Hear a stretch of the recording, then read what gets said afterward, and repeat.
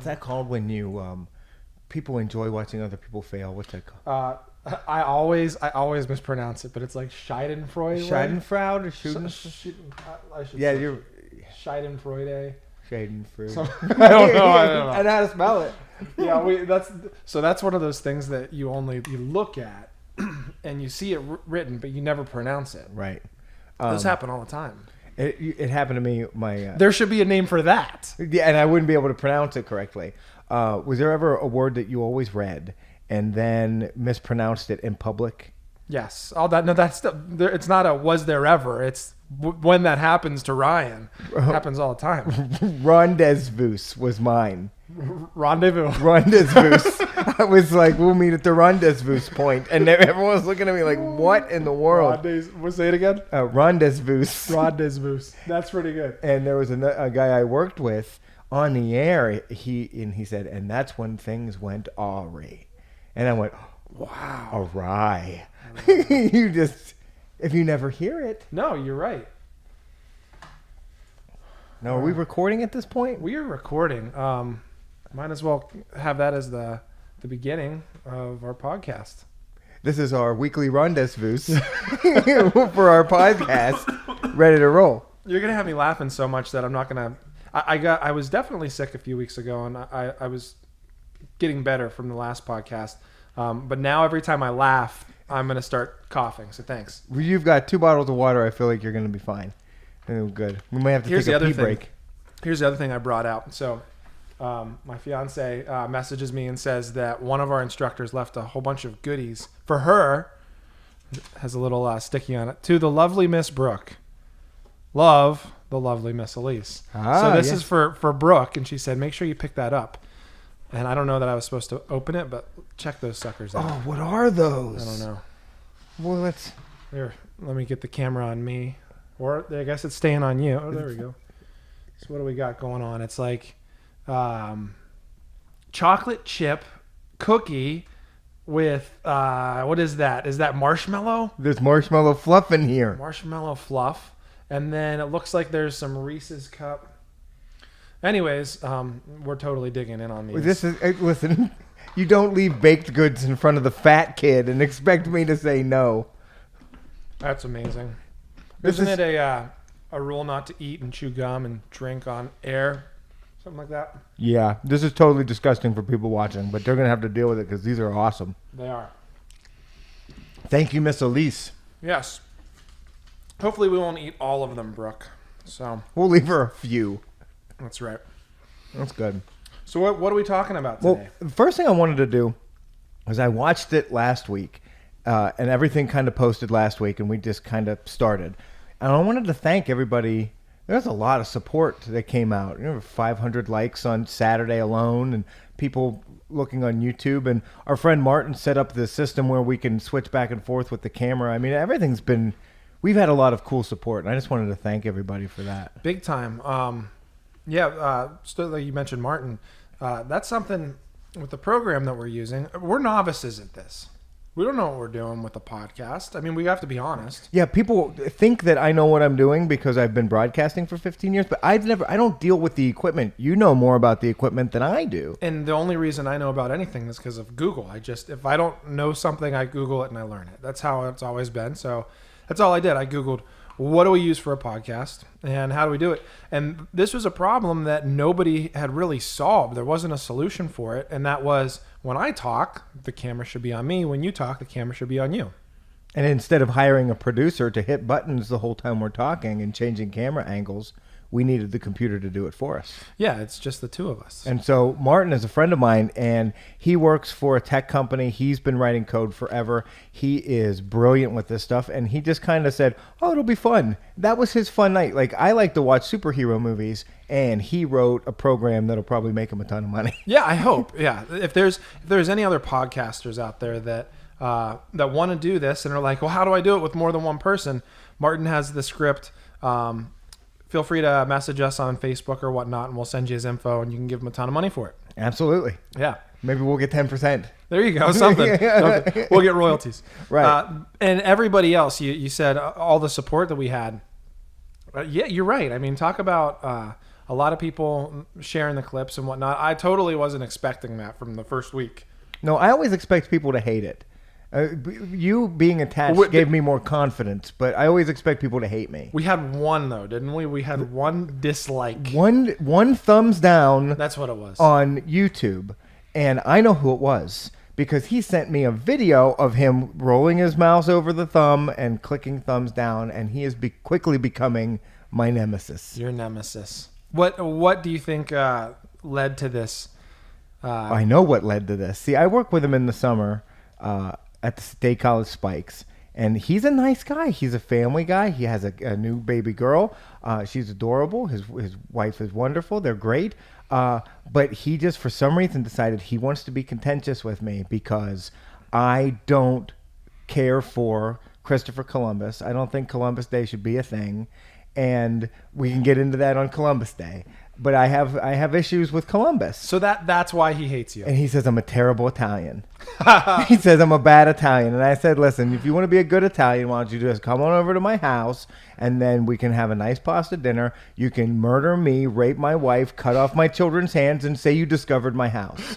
Just like Christopher Columbus. And then he gets super mad. Wow. It's weird. So he doesn't. Okay. Is he reversing the humor on you? Is this all? Yes. Okay. Just to make sure. That's funny. I don't think he legitimately is mad at me. I think I think that's funny then. Yes. That he sent you a video of him thumbs downing the YouTube video. That makes me kind of like him. I think he's funny. Every single week, just check, and I bet we have one thumbs down. Dislike. And it'll always be him. That's awesome. Thank you. The originality. Thank you, Brian. Yeah, but at the same time, there are the ones that truly dislike something or someone. Oh yeah. And they go out of their way to do whatever they can to try to just poop on that person's parade. Mm-hmm. You know? They like to pee in your Cheerios. That's right. I've made a career out of those people though, because they'll call or they'll write and they'll come and attack me. And at one point in my career, I used to cower to it. I used to be greatly affected by it. Complaints would come in and I wouldn't know how to handle it. And because in radio, a lot of times 1 or 2 complaints could end your career or could end your job at that one place if you have a general manager with an itchy trigger finger. But for me at this point, I'm just like, I just fire back at them. I don't even care. I have my daughter read my hate mail on the air. It's a segment called "Why Do You Hate My Daddy?" Like at this point, like I don't bring it on. You know, it's. So if you want to poop on my parade, that's okay. Yeah, I think you can use it to your benefit.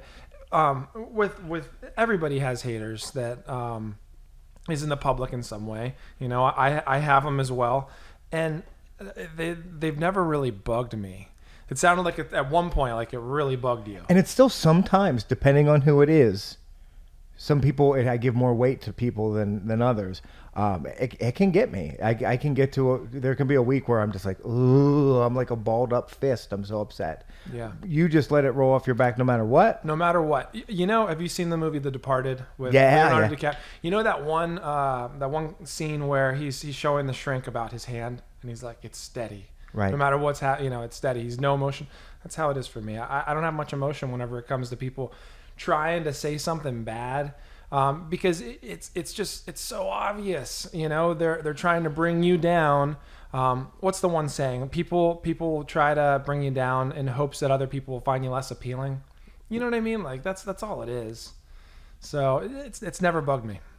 I've always been one of those guys though that whether I like you or not, I need you to like me. I can get that. Yeah. So when they don't, I for a while I'm like, why is that? What can I do? Huh? I'll bake you something. How about that? But at the end of the day, it always ends up being me just giving them one of these and saying, okay. Sometimes that's what you got to do, and then just move on to the next. You know, we talk again about the rivals and people that don't like. Sure.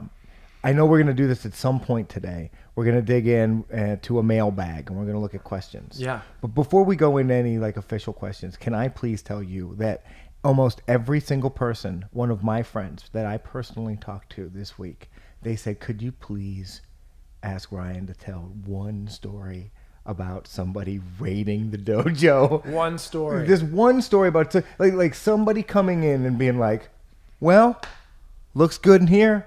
fight me. Like, that sounds amazing. Yeah. Can you tell a Man. story like that? I have a few, and it's been so long. I had one person. He was a Muay Thai fighter. Turned out he at the point in time he had never fought. But he came into town, contacted me, and said that he wanted to train, and he didn't want to do any of the classes. That's always the classic one. Yeah. Is I don't want to do the classes. I just want to do private lessons, and that usually reveals their hand of insecurity. Yeah, You they know? don't want people to see it. They don't. It's just you and them. And what they might try to do is try to dominate you in some way and try to one up you. And then they're better than the instructor, so they don't need any of the students anyways. What in the Yeah. world? So that happened. So here's how it went. So I said, "Oh yeah, sure." He's like, "So let's just hit Thai pads. You know, that's all I want to do. I'm getting ready for a fight." Again, turned out to be a lie. Sure. So I mean, you've held Thai pads. So I'm holding Thai pads for him, and he's obviously a novice. You know, he doesn't have much in the department of striking at all. So I'm starting to help him out with his kicks, and I kept on trying to get him. Which, by the way, this was, I don't know, 20, 21-year-old Ryan at this time. All so right. I'm pretty young. I'm trying to say, let's work on this kick on the back. No, I just want to do it on the pads. Okay. And he's trying to kick the pads hard, and I can kind of tell he's trying to get He's trying to push you back a little bit. yeah, he's trying to get a reaction out of me of like, whoa, those are really hard kicks, or oh, stop kicking that hard. So I'm trying to help him, and out of nowhere, I can tell he's starting to get fumed, and literally, no joke, he just pops me right in the face. He has gloves on, but he hits me in the face, and I'm sitting there, and I'm And you're like, holding pads for him. I'm like, I thought we were hitting Thai pads, you know. He's like, oh, sorry about that, I didn't mean to do that. I'm like, what the, Yeah. Okay. whatever. So strike one, you let that go. Yes. So I can't remember the exact details, but Right. I would assume bell rings, we stop, because I remember standing in the corner. And second round or whatever it was, we come out and I'm holding again. Sure enough, whoosh, right in the face again. Okay. And I'm like, dude, come on, man. You know, like, are we hitting pads? He's like, no, I kind of just wanted to spar. And I'm like, if you really want to spar, we can spar. That's cool. I'll put the Thai pads down. Let me get my gloves. And we can spar. No. I mean, like I just want to spar, but I still want to hit Thai pads. So he's giving me this like weird. And third time's a charm. Ticks me off enough that I just all I did was cut kick him. So he hits me in the face, and I go double kick. I remember doing this double kick, and he goes one, and I just cut kicked him and just put him on his butt. And I just said, get out of here. Cut kicks hurt so much, by the way. Yeah, cut kicks, for those of you that don't understand what it is, when someone else does a round kick or switch kick, you cut out their other leg. You kick their leg, and then they fall on the ground, and they look really dumb. And so you're still getting kicked, so it still kind of hurts, but you're well, if you do it correctly, you shouldn't get hit because you step off to the side, Right. Which is kind of like a soccer punt to their, supporting leg. So I did that, and I laid into. I remember I was wearing shin pads, so I'm sure it didn't hurt him too bad, but took his balance away. yeah, cut out his leg, lands on the ground, and I said, get out of here. So that's probably probably one of the more heated dojo raids that I've Dojo experienced. raid. Well, it doesn't make sense to me. He comes in, he asks you for help, and then starts hitting you. Like, I came in and asked you for help, and I remember at one point saying, like, I think I want to do a private lesson. Will it be $1 billion? And you were like, it kind of will be. And I was like, okay, well, then I won't do it. But the only reason I wanted to do it, and I'll admit it, was insecurity, because I was like, Sure. I know zero. And you go to one or two classes, and it's hard not to. I know you say not to, but it's hard not to focus on, like, all the other people in the gym that are just doing so much better. And you're like, here I am on my first day, just in full-blown panic mode. Yep. But then 6 months later, you don't have to worry about it.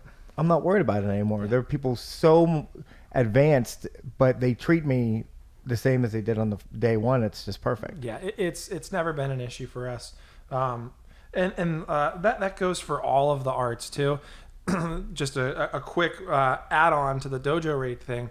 I would say it happens more in jiu-jitsu now than anything.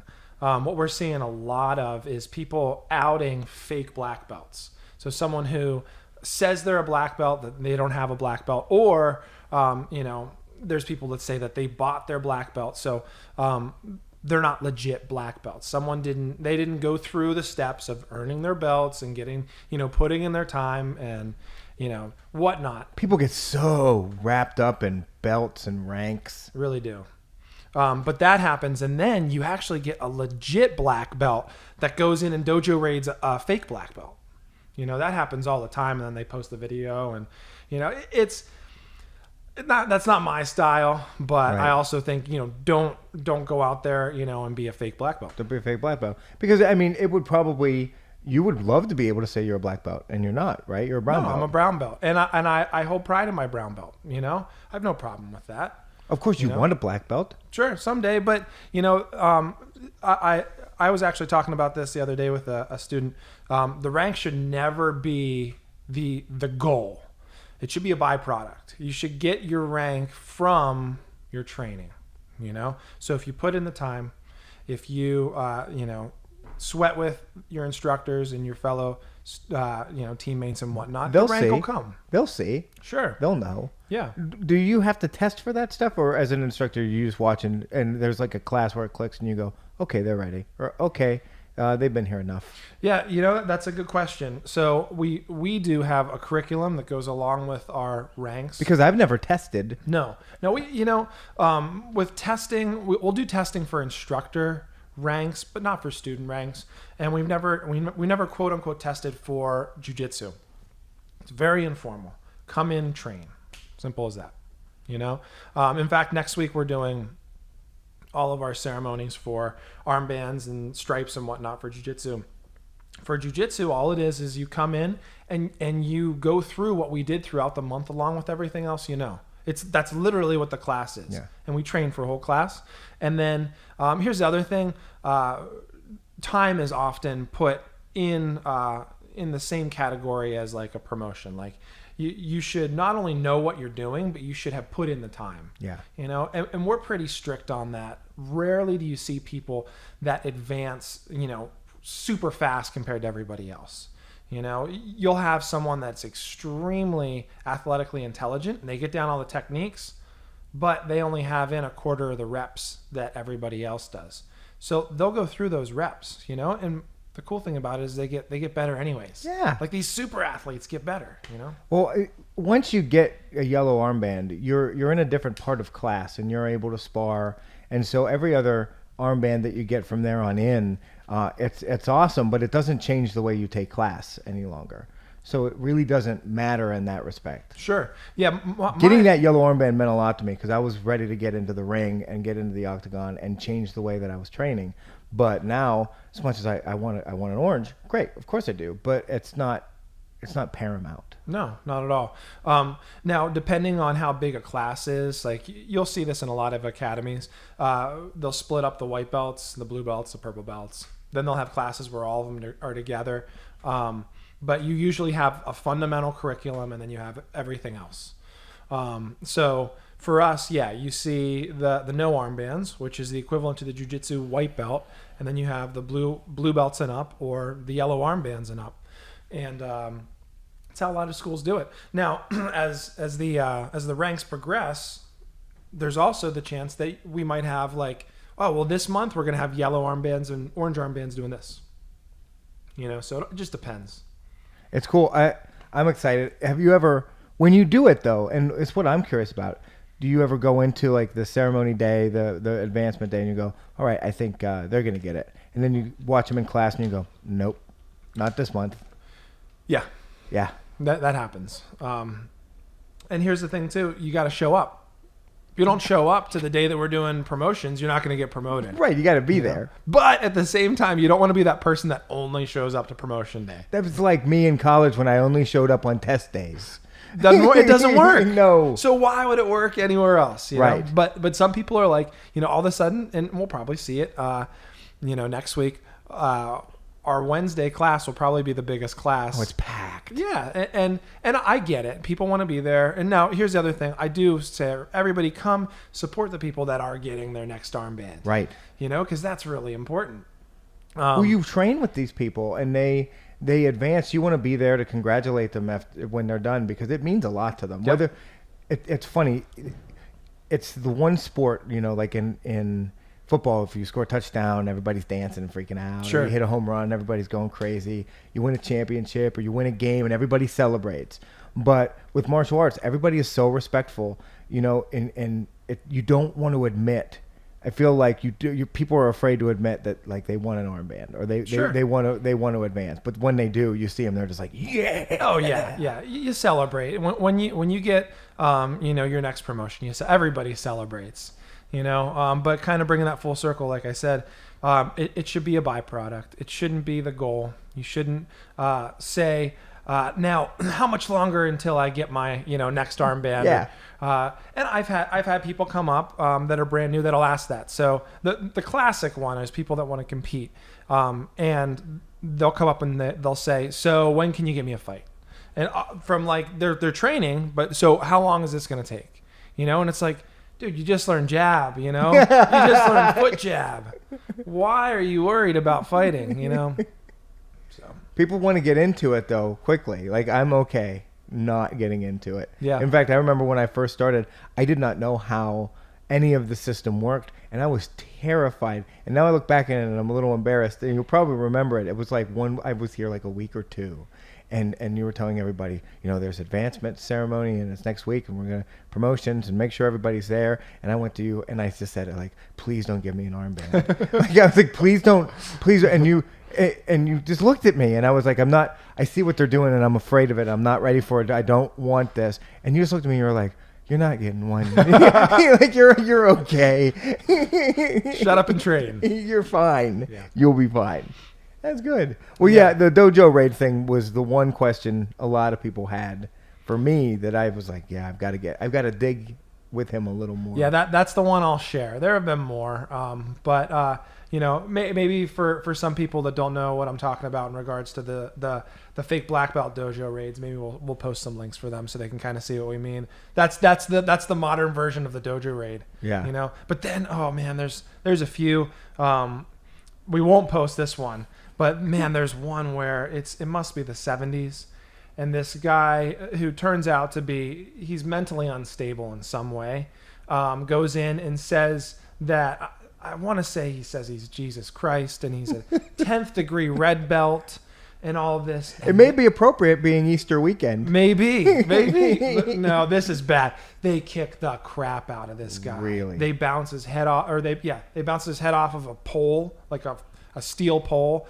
and they drag him out back. It's horrible. That's no good. No, it's not. So that was like the old school dojo raids. Now you just have people going in and just calling people out on if they're a real rank or not. See, I thought it was like a match, like a fight, and then you're done. But it sounds to me like this one guy went in and they were like, "You're gonna get hurt now."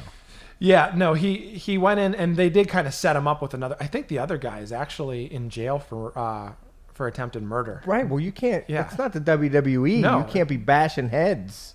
Yeah. And that's exactly what he did. Although to be soccer kicked the guy. Yeah, it's too much. Although to be fair, if somebody came in here ranting and raving and going crazy and threatening you, I feel like we'd kind of stand up for you too. Sure. I like to think we wouldn't kill the guy. No. Here's my thought. I don't have time for someone who wants to prove themselves. You know what I mean? Yeah. Like go prove yourself another way. If you're a total bad martial artist and as in good, Oh, yeah. you're a killer martial artist and you think you're the best in the world, then go fight in an event and Get a fight. Yeah, just do that. You don't have to prove yourself. But back then that MMA didn't exist. Back then too, it was the whole my art versus your art. Well, that was the beginning of UFC, right? Sure. When you'd have wrestlers taking on boxers. And, Yep. And wasn't that when Muay Thai really became the most popular? Like karate and Muay Thai would fight, and then everybody in karate would break their feet on your knees. Yeah. You did see a lot of people. Or you'd have those 60-minute main events where Just Hoist keep going. Gracie's just like flopping around on his back and then the next thing you know, 59 minutes in, he chokes the hell out of the guy and it's over. Yeah, you saw that more with jiu-jitsu, obviously with Hoist Gracie and whatnot. That's what they wanted. They knew that most of the other arts had no ground game. So if you took you to the ground, they'd submit you. Yeah. And lo and behold, Hoist Gracie comes out. The other cool thing about that story, which it's documented and they talk about it time after time, is how they didn't want like the Hickson Gracie, the guy that's just jacked, that goes in and jacks everybody because they're going to be like, it's just because he's huge. Yeah. So what do? They pick the small little puny Hoist Gracie to go in and kick Hoist was a everybody's butt. beast though in his own right. He was, but he was like what, 160 pounds? Yeah, he didn't taking on Ken Shamrock. Yeah. What? And Ken Shamrock was a roid beast. Yep. And then when he was in the WWF, he was scary, and he played his role there, but he hurt people in the ring all the time. Yeah, man. I guess him and Kimbo both got popped. If I'm correct about their last fight, both of them got popped for steroids. Like that happens quite a bit. Yeah. It seems. The Diaz brothers, they get popped for drugs all the time, but it's not steroids. Yeah, not steroids. No, not at all. So if it doesn't enhance their ability at all, I don't understand why boxing gets involved or MMA gets involved and the fight commission. Yeah, why the athletic commission and whatnot. Yeah, it's an illegal substance. That's what they're going off of. I get it. But not in every state anymore. And I'm not here talking about the legalization of marijuana. Sure. I'm just curious, they make it such a priority. And didn't they hammer? I don't know the story completely, but didn't they hammer Nick Diaz? Yeah, he's getting off of his suspension soon, but I want to say it was 5 years and they lowered it. So yeah. They realized. I mean, that's how he makes his living. How are you going to take that away from a guy? With steroids now, it ain't your pappy's steroids. It's not just to get you all jacked up anymore. These are designer steroids. Well, and it's HGH, and it's not to make you big as much as just to help you heal, right? Yeah, HGH, human growth hormone. I'm not an expert on the topic by all means. I mean, there's a lot of. I would love to take some of it because I feel like crap. Well, what became popular was TRT, which is testosterone replacement therapy, because as you get into your 30s, your T levels drop, and you no longer feel like that alpha male. You start putting on fat in places that didn't exist before. And if you start taking testosterone replacement again and you get those T levels up, you start feeling like you're in your 20s again. So that's what everyone was doing. It wasn't illegal for a while. Where do you get that? GNC? Like, can you get that online? I think you could at one point, but man, I don't know. I don't know if it's an illegal version of what they're taking, but there's tons of T boosters and whatnot out there. I'm wasting my time with with Shakeology. I need to be taking TRT. TRT. Yeah. I always say I would kill to have the body that I had in my 20s, and the body I had in my 20s was really terrible. Like, it wasn't a good body. But it was better than what it is now. Better than this. we got to embrace the age, man. When I do squats, I literally can hear my knees creak. They sound like the door on a haunted house. That gets worse. I think real age. I think I'm older than you already. Okay, because you put your body physically through more than I have. Yeah, I think that's what it is. The one that I noticed was, which, man, we've got.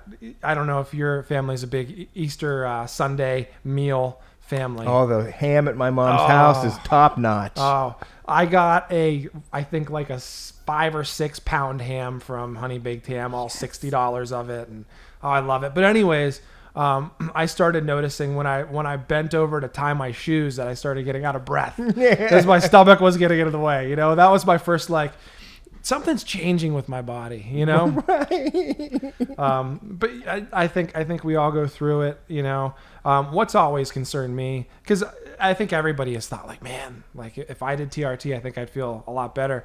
They still just don't know what that does. And, if it turns out that that's another cancer causing substance, right. I want nothing to do with it. So I'm going to stick with my simple supplements and train as an old man and support old man jiu-jitsu and old man Muay Thai. And that sounds good to me. Some glutamine and magnesium will work. There you go. But if someone has TRT, I figure the water bottle I'm drinking out of, they're going to tell me someday that's going to give me cancer. So probably I'll roll the dice.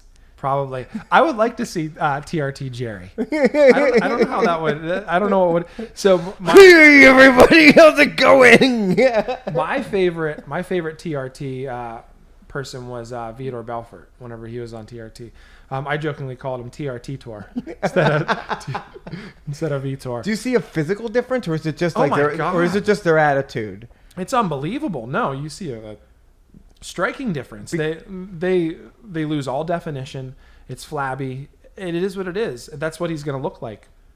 Wait, at his TRT makes you flat? No. When you go off of it. Yeah. So he was on it, and he was a beast. And there were so many others. I mean, I don't want to call out other fighters, but I'm sure physiologically, like in your brain, it changes the way you think too. I think it does. So you'd be like, we'd be Testosterone, right. We'd be talking. You'd be like, oh, all right, what do you want to talk about today? We're like, what do you mean by that?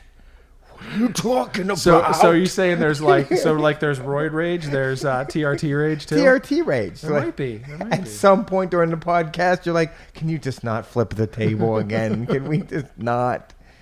It turns you into the Tasmanian devil.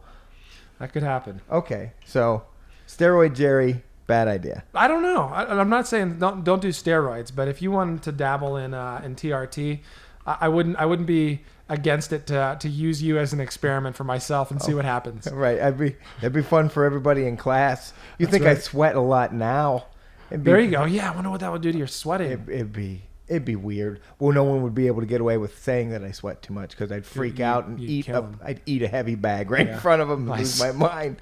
That's what I imagine would happen anyways. Yeah, you turn into the Incredible Jerry. Yeah. Super Jerry. I'll wear purple pants that are all ripped up and no shirt to class. There you go. You know what I've started wearing? One of our blue belts gave me the tip on this because I jacked my knee up, and he said, you know what really kind of gave me the mental edge on not tweaking my knee is spats, which are tights. Yeah. And I'm like, really? I'm like, well, that gives me a reason to wear tights. I think this is awesome. You were walking around the gym the one day in tights. As any chance I get, I'm going to wear them. First off, you feel really sexy. You have to be really confident in your stuff. Man, I'm in your stuff. Well, I'm wearing a cup whenever you're wearing tights, but I'm still not comfortable enough with my stuff because I feel like it's on. You've now made that window dressing. Like your stuff is on display. Yeah. I mean that it is what it is, but tights, man, girls have it. They knew what they were doing when they started wearing these leggings things. They're comfortable. They are. For jiu-jitsu, it's awesome too because there's less traction. So every time you're trying to get out of a submission or mount or whatnot, you can just slip right out. Yeah. So wearing the spats is the masculine, which is really not masculine, the masculine name for tights for jiu-jitsu practitioners. I'm gonna order some new spats. See, at first I thought you were talking about Spanx. Spanx. Now that's what are Spanx? Spanx. I think women wear them. They're like a modern day girdle. Like you put them on and it.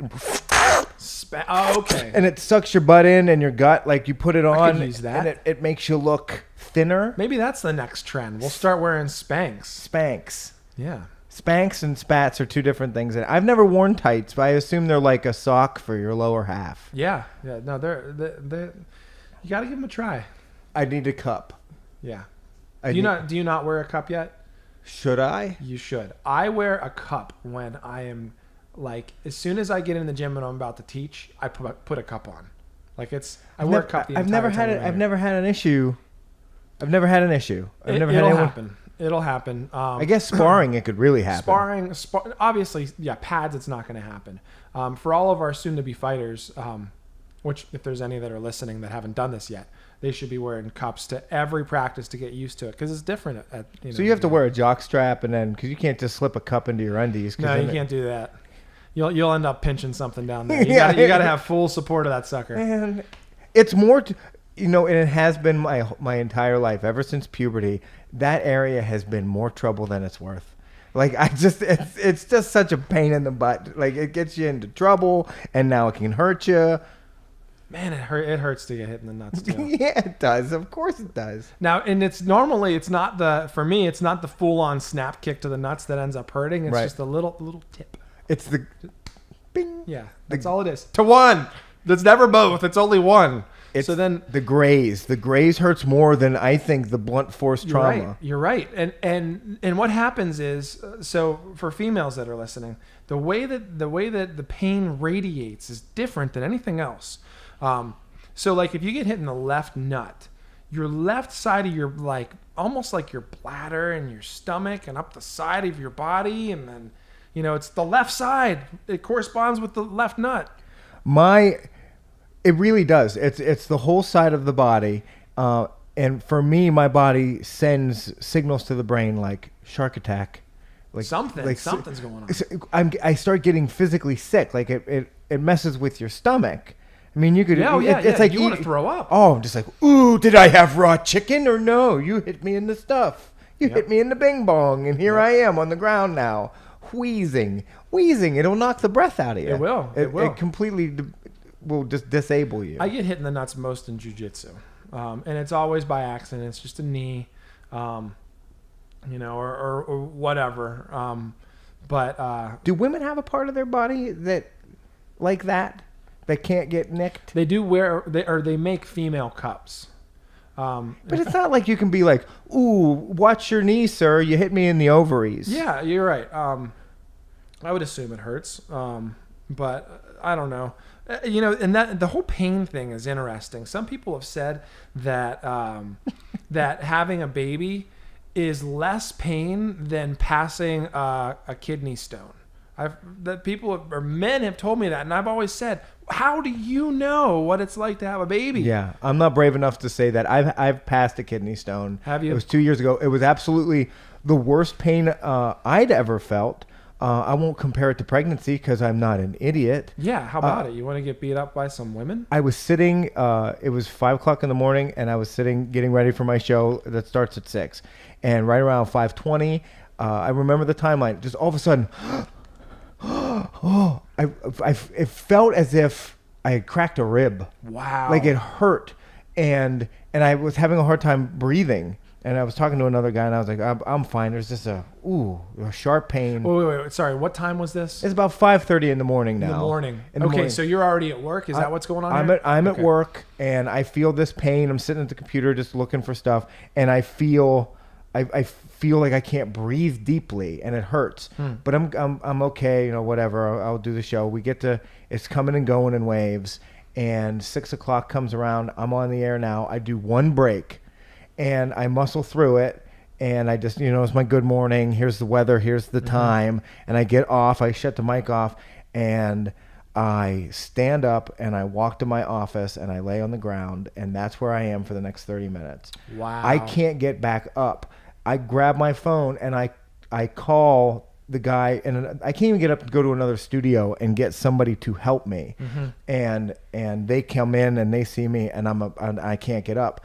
And they tried to stand me up, and I vomited. Oh. I was like, I don't know what's going on, and I don't know what's happening at this point. Yeah. So I'm kind of terrified.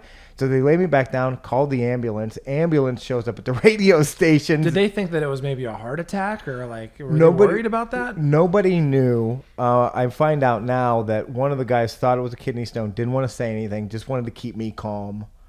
So and I'm trying to stay calm. I don't want to be a total panic case.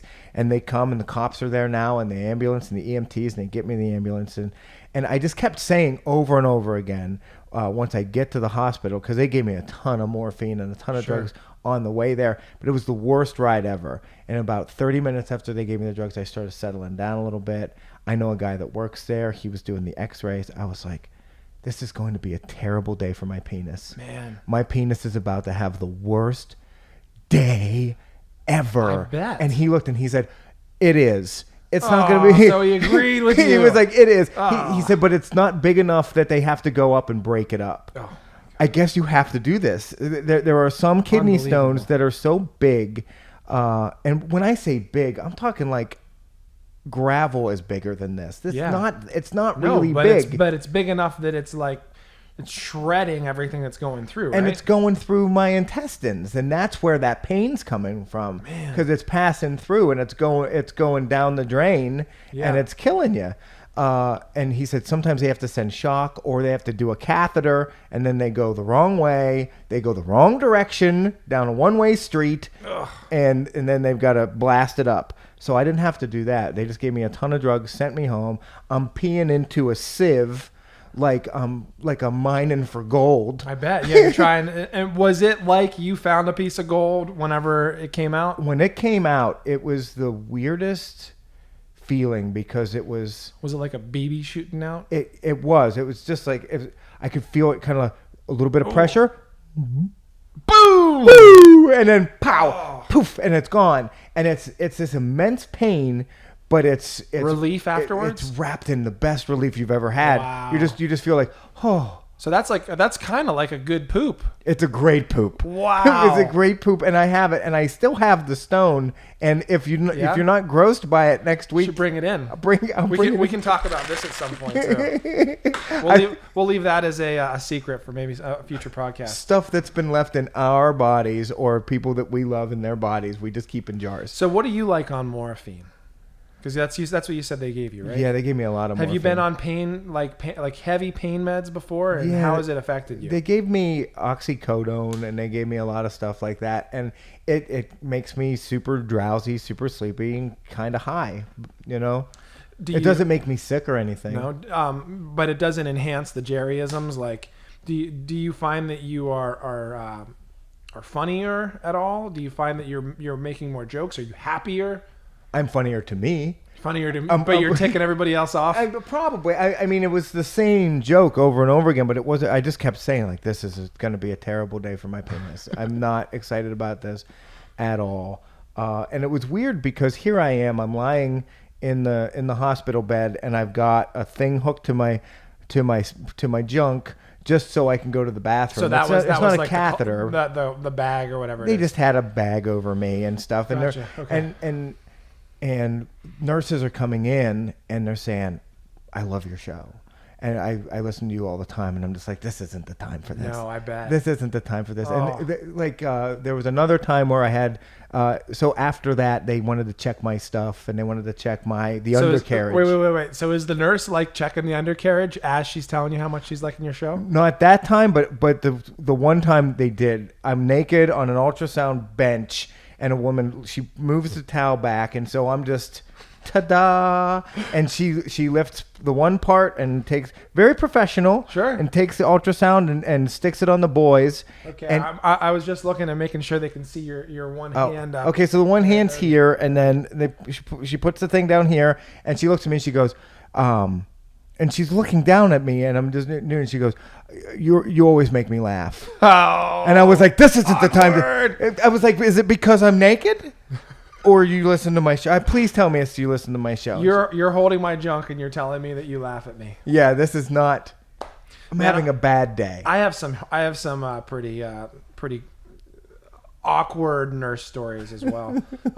One of mine... Man, we're getting deep into this show. So I'll go here since you went there with the kidney stone. We are going down the rabbit hole. Yes. So I had my first colonoscopy, however many, about a year ago. And we're in there and everything. And sure enough, one of my great friends of CPA MMA, a fellow jiu-jitsuer, comes in. He's my anesthesiologist. Oh boy. And I'm like, whoa, what's up? And, this is great. And he's like, hey, I'm going to make you feel awesome. I'm going to give you the same drug they gave Michael Jackson, but you're going to be good. Oh. We'll make sure that this ends well for you. Well, you're using propofol for a colonoscopy. Michael Jackson was using it in his cereal to take a nap. Recreational. Yes. So short and sweet, everything goes great. But I wake up to him offering me a no-bake cookie. He's like, hey, you want a no-bake cookie? And I'm like, well, yes, I would really enjoy a no-bake cookie right now. He's like, they're peanut butter chocolate. I'm like, you know the way to my heart, man. Like, and by the way, it was a dude. But yeah, that was just a surreal experience. I'm coming out of anesthesia. What is that? What it is? Anesthesiology. We were just talking about the beginning things that we mispronounce. And, right.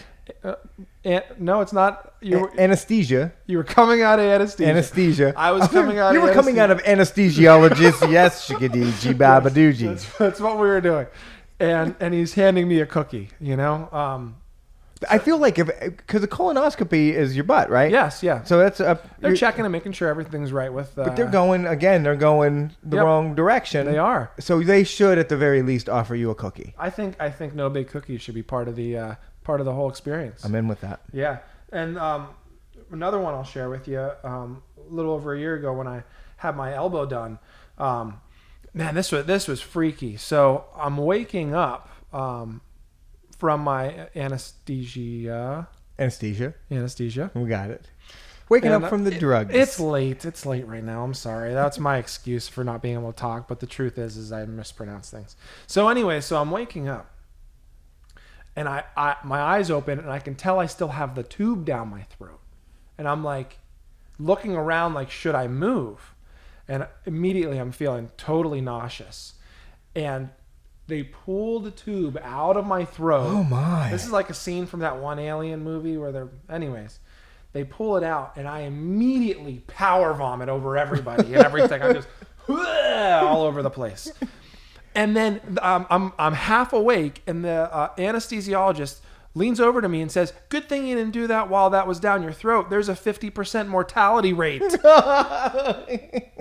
And I look up at her and I go, "Thanks," and I'm back asleep. But man, what a weird situation. That's what, for those of you that don't know me, I've never done drugs. I've never drank. I've never smoked a cigarette. I've never smoked weed. I've never done anything. And there's a whole bunch of reasons for that. But apparently, and the same anesthesiologist told me this, that helped me out and gave me the cookies. He said that people who don't do drugs or drink or do anything, that aren't used to having an altered mind state of mind, they do worse coming out of anesthesia.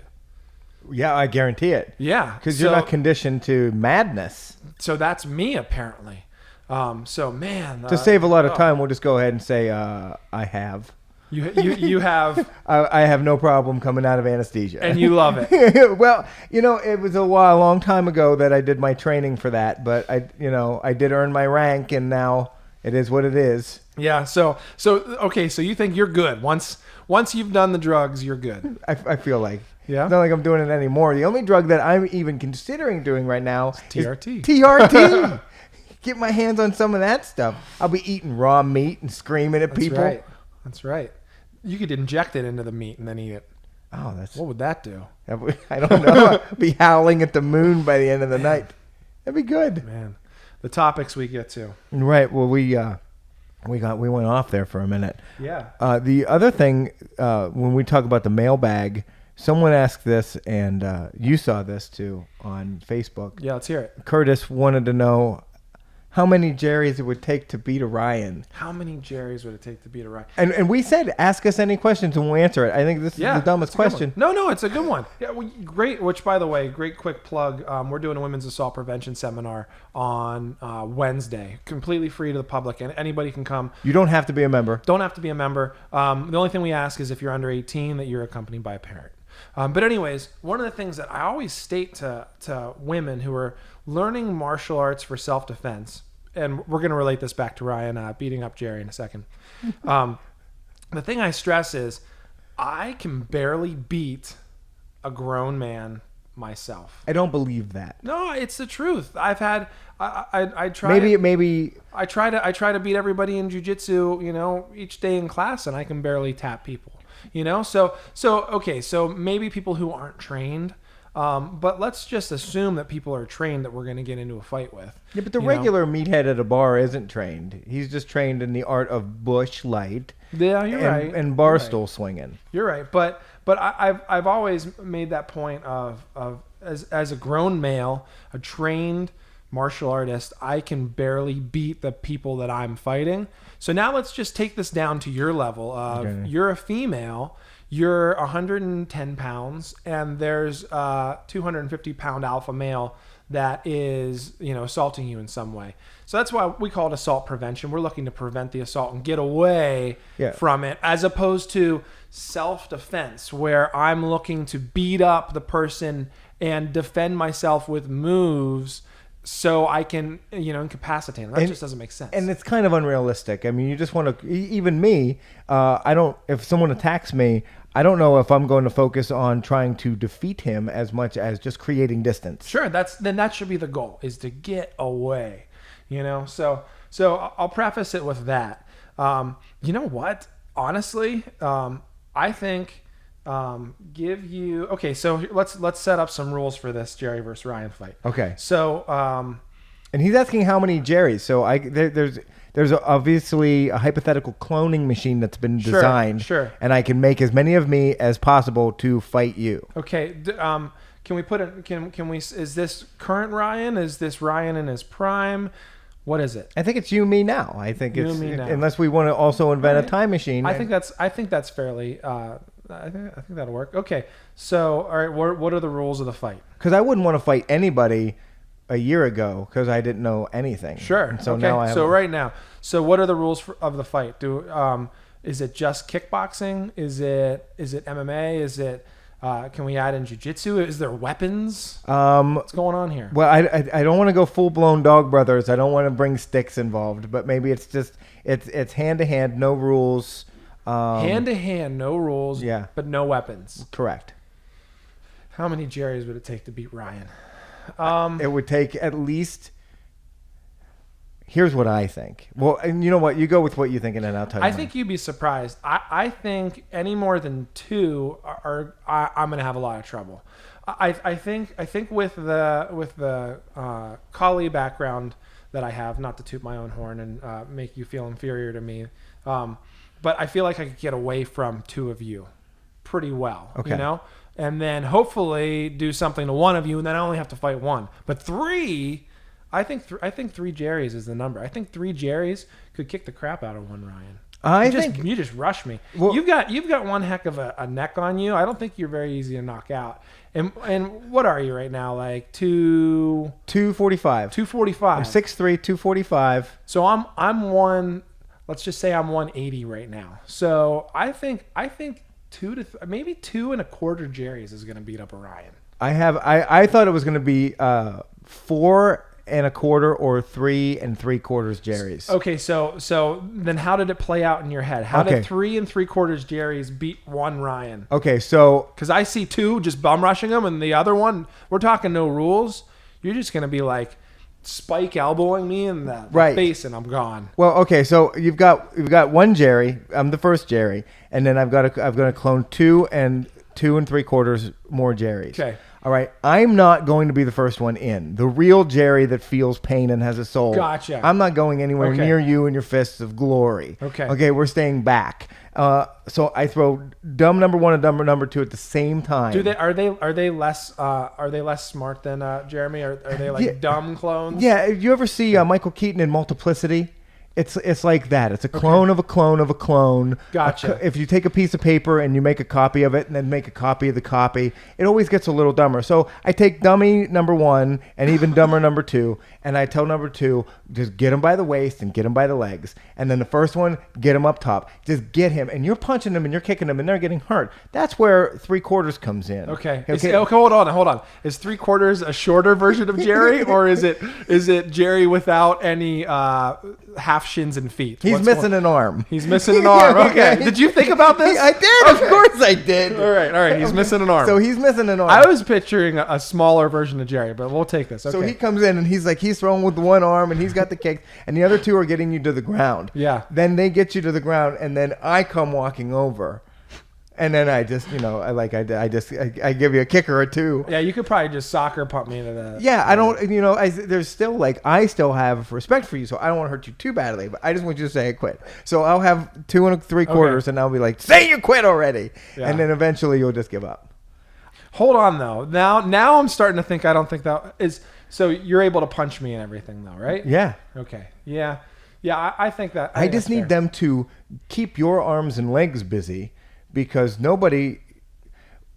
I've learned everything we learn is defending. Sure. You defend and then you strike. And then you're always when you're throwing with this hand is still here to defend with this hand. You're always protecting yourself. So if I find a way to get 2 3/4 Jerry's to take away your ability to defend, then I think you would admit that it's all is lost. Yeah, I think people don't put as much credit in bum rushing. I think if you had 2 people just bum rush one person, the chances of one of them getting knocked out, maybe, but the chances of both of them getting knocked out and then the third person can't do anything. Because this isn't a Steven Seagal movie It's not, no. where we take turns. Like No. one comes at you and then you take care of him and you get him now. No, it doesn't work that way. Get him at the same time. One of you is going to go down, and now but it's okay. That's why I made you. I'm your god that's now. right. I have the clone machine. But then what happens? What do we do with the 2 3/4? I don't know. What do you do with them afterwards? See, I don't want to hurt you too badly because I want to still be friends at the end because Sure. you got to help me dispose of these bodies. I told you, I think anytime if I ever actually got into a fight, an altercation on the street, I think I'd just tickle.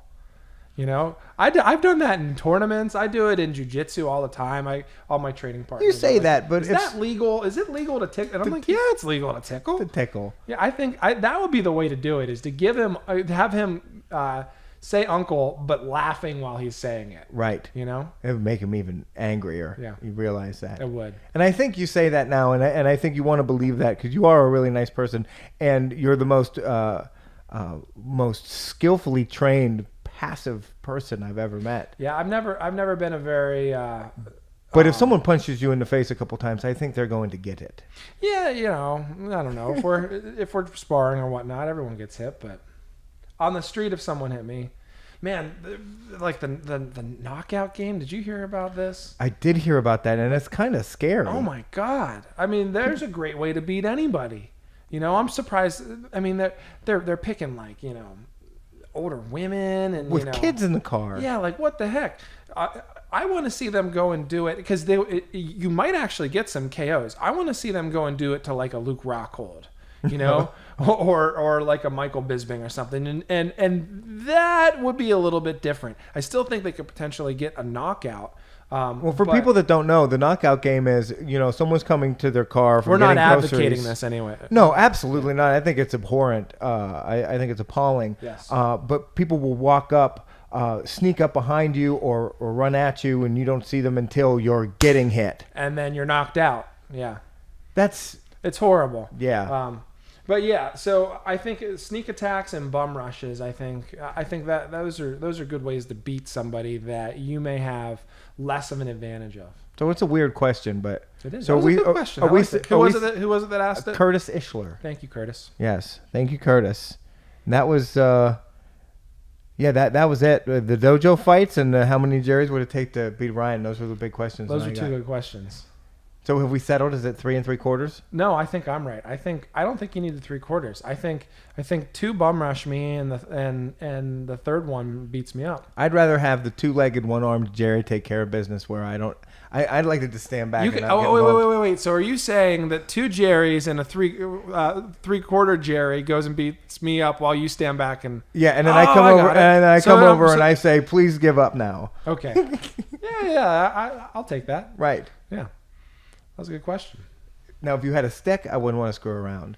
Because at some point, we'll talk about dog brothers. Yeah, adding weapons into the mix is a totally different animal. And people don't understand that. For those of you, let's just talk about it. Let's end with some dog brothers. So those of you that don't know what dog brothers is. The poster's right there. Perfect, yes. So, in fact... we'll cut it back to you, Jerry. Go ahead and read what it says at the bottom of that. Okay, it says higher consciousness through harder contact. So what that means is that the harder we go, if you want to think of it this way, I'm kind of putting it into layman's terms. And Mark Denny, who's my instructor, he's the founder and head instructor of Dog Brother Martial Arts.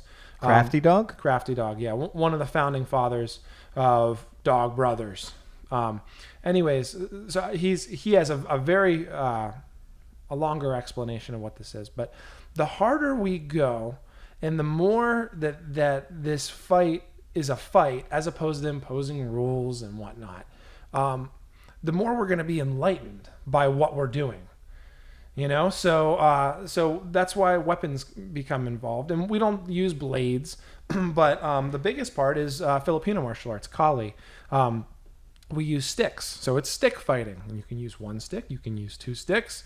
I've had fights where it's no stick for me, stick for him, which is fun. I've had it where I have two sticks. Or no, you know what? I apologize. I've never done a two-stick fight. But they have two sticks. I have one stick. So and these are all agreed upon before the fight. It's not like they're making matches. Ryan, you're taking on Mike. Mike gets a stick, and Ryan, you don't have a stick. No, it's not like that. Yeah, it's just right beforehand. Hey, you want to fight? Cool. Yeah. What do you want to fight with? I just want to fight with this. Is this stick cool? Yeah, this stick's cool. It's like a social in middle school where you're asking someone to dance. It really is, and it's probably as terrifying. It is, And here's what I've always tried, and here's the other thing with Dog Brothers. Sorry to go off on a quick tangent. No, it's good. So it's roughly a 2 to 5 minute fight. Recently, it's been more 2-minute fights. But it'll go on longer than that. If the fight's good, they just let it continue. So it's a 2 to 5 minute fight. And it's not really sanctioned. There's not a referee. There's no judges, no referees, no trophies. One rule only: be friends at the end of the day. So that helps you understand the rules. So if I bite your nose off, we're not going to be friends. We're not going to be friends. If I send you to the hospital on purpose, maliciously, on purpose, we're not going to be friends. So there's not a need for a referee because both people are under control. So you have this extremely, I hate to use the word violent, but this extremely violent exchange where both people know if I were to hurt you and incapacitate you to where you're not going to be able to function tomorrow, then I'm not going to take that shot, And that's not to say that knockouts don't happen. Broken bones happen all the time. In the UFC, you'll see somebody on top of someone else, and the ref's pulling them off, and they're still swinging. There's no one to pull you off, so you kind of have to mentally pull yourself off. Exactly. You're putting a lot of trust in someone you may have potentially just met. Exactly. Now, here's the thing. You do have to you have to put in a fighter's application to be in the gathering and whatnot. So the people who are running it do know who is coming ahead of time, and so you do get a good sense of who you're fighting. And we all mutually agree upon, like I said, not killing each other. Right.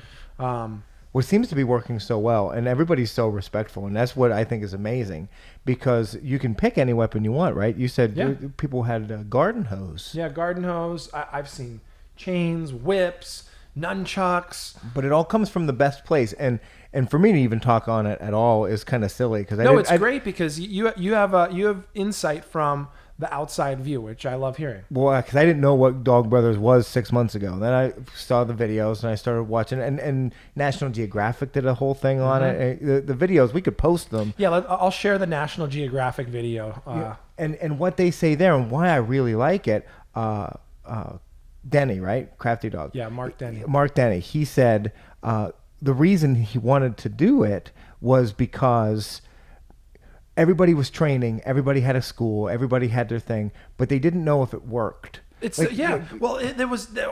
deadly. We can't do this because we're going to get hurt. You can't try to hit somebody in the arm with a stick because it's going to break their arm every time. But how do you test the effectiveness of a hammer if you never hit nails with it? Sure, exactly. So I think that's what they wanted to do, and it's pretty amazing. It's terrifying to me, and something I don't think I'd ever have the guts to do. But you've done it so much that you are an official Dog Brother. Yeah, in fact, I've had. I need to go back and figure out exactly how many fights I've had. I've had over 30 fights. I haven't fought in a few years, but the reason I got into it was. I love Thai boxing, as we talked about in a previous podcast. I love jiu-jitsu, and I loved this idea of, okay, so if I'm fighting someone that's bigger than me, that's stronger than me, that's more experienced, if I have a stick, there's a good chance that I can make distance, that I might be able to stop this fight if I'm better with a stick. So I tried to get as good with the stick as I could. But the idea of blending all arts together. I mean, it is the true mixed martial art. With MMA, there's rules. You can't kick them when they're down. You can't spike elbow. There's a lot of rules, you know. And You whenever can't throw a knee or a kick from a certain position. If they've got a knee down, you can't kick them. Yes, yeah, you can kick them, but you can't kick them to the head. There's a lot of rules, and once you start imposing rules, it becomes more of a sport. Yeah. Okay. Dog Brothers is not a sport. Does that make sense? Yeah, Because there's no rules, you know. But the thought of truly testing myself, and being able to go into a gathering and not really knowing who I'm fighting, talk about a great way of testing yourself. Have you ever had someone come up to you and ask you to fight, and you say no, thank you? I've had that happen at the end of the day. Here's what I try to do with every gathering. I like to fight one person that I've fought before because I know they've gotten better, and I want to test myself against them. Whether I quote unquote won or lost before, which by the way, there's really no winning or losing with the fights. But if somebody taps, you kind of know who won. If there's a tap, you tapped out. If there's a knockout, you got knocked out. But yeah, I try to fight someone I've already fought. I try to fight someone I've wanted to fight that I didn't get to fight before. And then I always try to fight one person I have no clue about. Nothing. I know Surprise. nothing. It's the unknown. So on average, I get at least 3 fights in a gathering. And then what'll happen is if I've gotten those 3 in and I'm about done, because sometimes you get kind of beat up, then if someone comes up and says, hey, you want to fight, we're on reserve for the next time. You know, Yeah. and then I'll try to have a fight with them next time. And have you ever asked someone for a fight and they said no, thank you? Probably not. Good question. I don't know. I really can't think of anybody that said no, I don't want to fight. Because you say you like to fight people. One of the types is a person you've already fought. Sure. But if you've bested them or they really didn't like how it went the time before, maybe they're like, yeah, I'm not fighting you again. That's never happened. No. That's a great question. No, that's never happened. All right. Yeah, that I can think of. But it'd be great because my weapon, at least I know what my weapon of choice would be in Dog Brothers. What would your weapon be? 2 3/4 Jerry's. Like that. That's what I would use. I brought 2 3/4 of myself, and I'll be fighting with them today. That's awesome. Could you use 3/4 Jerry as a weapon? Yeah. I mean, and since it's the reason I gave him one arm and not one leg, so I can push him in without knocking him over. What would since he weighs 1 arm less than you? Yeah. Could you and the other 2 Jerrys maybe each grab a leg and use him as a stick? We could swing him. There you go. I'd also maybe set up a fight between me and 3/4 Jerry. There you go. I would just wouldn't keep lose. circling to his right. He wouldn't know what to do because I'd probably take. You know what? I'd take his left arm because I'm left-handed. So he can't jab, or what? Would he be southpaw? Well, I'm a lefty. But okay, that's interesting. That's a great thing that you're left-handed because you're going to eventually do both left lead and right lead. Right now, you're doing more left lead. Than I do right more lead, left but lead. I do all of my right lead in the bathroom with the door locked. There you go. I practice my right lead in the only room in the house where the kids can't touch me. There you go, and no one can see you if you have the door locked. Right. Yeah. But every once in a while, like it probably sounds weird because I'm like,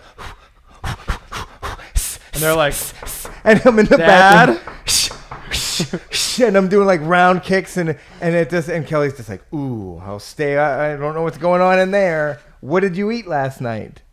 Nothing, just these no-bake cookies.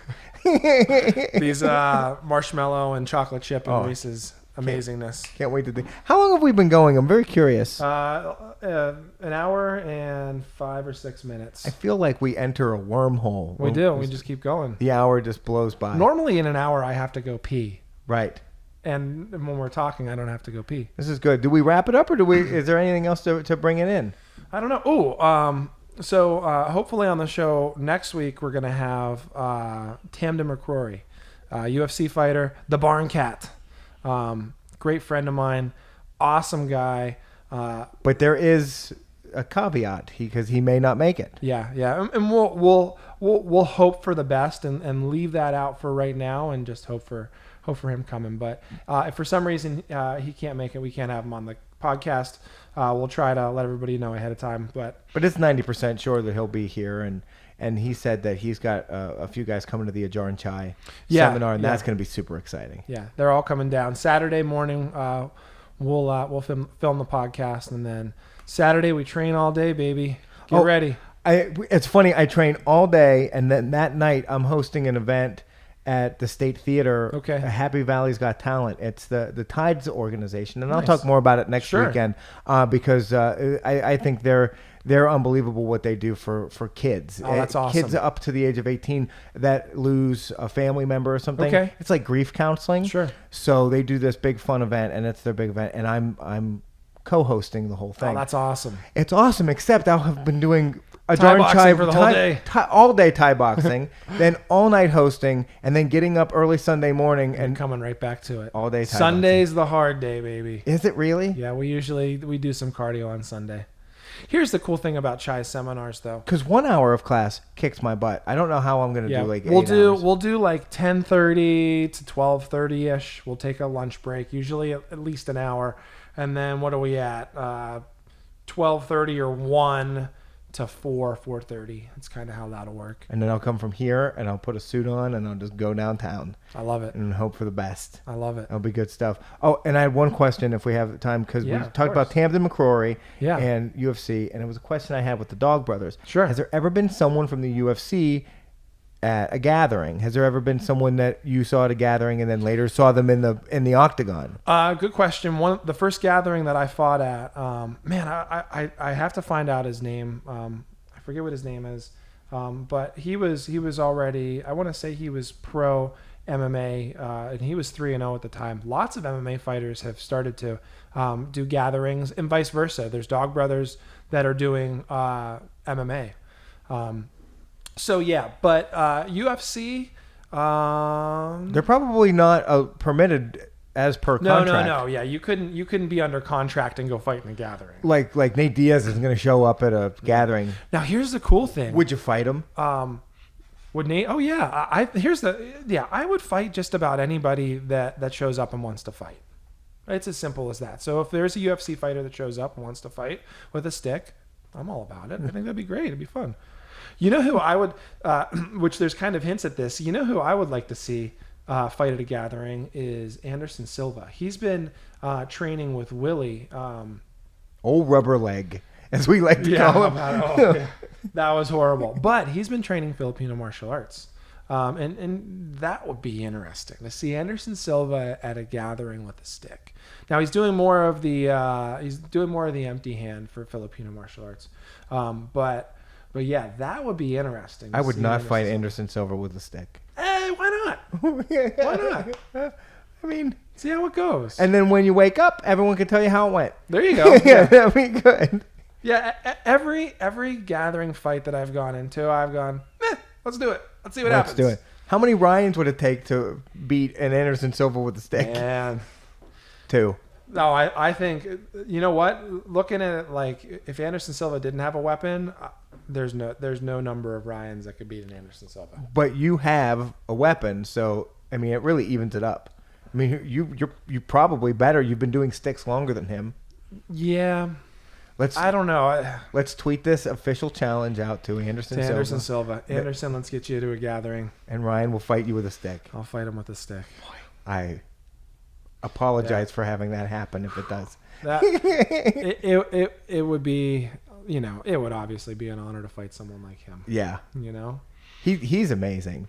You know, another quick shout out at one of the Thai boxing cards in Barbados that I go to each year. Awesome time. One of the fighters had an opponent that backed out, and she was fighting another fighter who was under Ajar and Phil Nurse. And I'm wrapping this back into Anderson Silva.